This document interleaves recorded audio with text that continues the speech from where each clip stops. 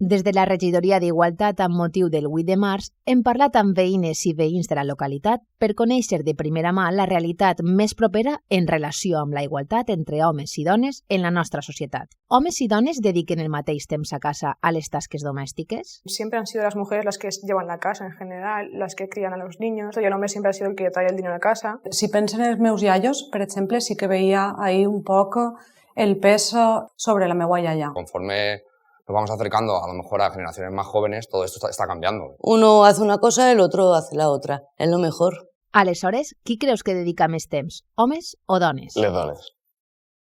Crec que són les dones les que assumeixen més tasca. La percepció és correcta. Les dones dediquen una mitjana de 4 hores i 7 minuts a la llar i la família, mentre que els homes dediquen una mitjana d'1 hora i 54 minuts. Qué brutal. A lo mejor para una persona joven lo ve, le sorprendería, pero mi entorno ha sido así. Parlem d'educació. Homes i dones estan igualment representats i representades? Siempre libros de lectura de hombre. Sí, que yo recuerde han sido básicamente hombres. En l'àmbit de les humanitats, els personatges, 95%, són homes. Evidentment, la història s'ha escrit en una mirada molt més masculina. Más hombres que mujeres en todas las asignaturas en general. Qui consideres que té major presència en els llibres de text, homes o dones?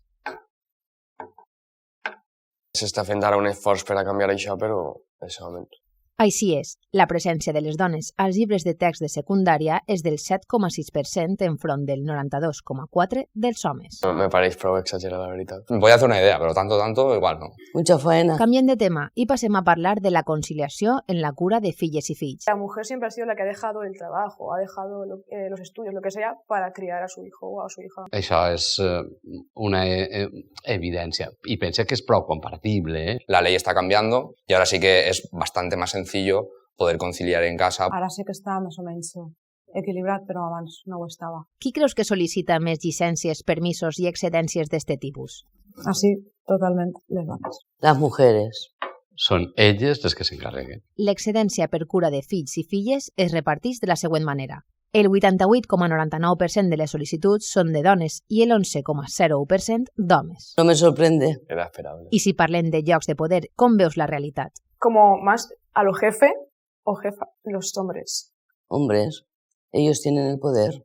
Trabajadores administrativas y todas estas cosas, creo que las mujeres hay bastantes más que hombres. Encara n'hi ha molt més home en llocs de responsabilitat que dones. Els homes estan encara per damunt, tant en el públic com en el privat. Hi ha més pressió que ara la dona, perquè s'espera més d'ella. Pot ser una qüestió de confiança. Si el càrrec està ocupat per un home, com vaig jo, una dona, a arribar a ese càrrec? Las mujeres, poquito a poco, vamos metiendo cabeza, pero aún queda faena por hacer. Una persona pues, té una imatge i una altra, vull dir, no va en el gènere. Qui creus que té més presència en els càrrecs de poder i responsabilitat?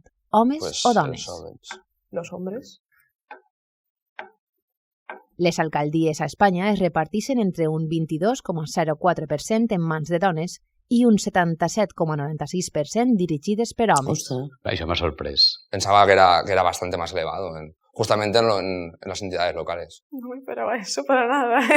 Però no tenia aquesta percepció de tanta diferència. La referència local marca molt. I si parlem de treball i mercat laboral, homes i dones tenen les mateixes oportunitats? Hombre, hoy por hoy trabajan los dos. Lo que pasa que sí que es verdad que hay trabajos que son para mujeres y otros para hombres. En el meu voltant, això sí que ho veig prou equilibrat. A lo mejor de las generaciones más jóvenes estará bastante equilibrado. No, és la taxa d'ocupació més elevada, està clar que és la dels homes. I la dona tindrà un rol més de casa, si ha de deixar de treballar una persona de la parella serà la dona, imagina. Un treball secundari o les tasques de la llar. Creo que es un conjunto de todo lo que hemos dicho. Quina taxa d'ocupació creus que serà més alta, la dels homes o la de les dones?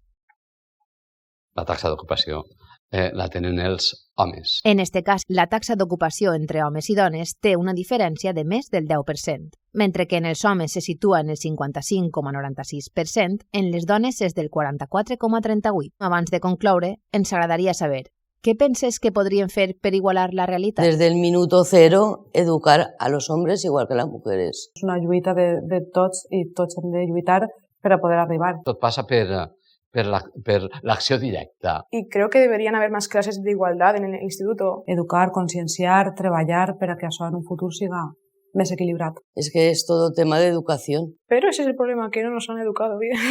Juzgar a la persona, no a la dona o home. Que las mujeres seamos más valientes. Hem d'escoltar una miqueta més, tant homes com dones, i dir, ostres, vaig a escoltar esta banda que potser no estic escoltant el que cal.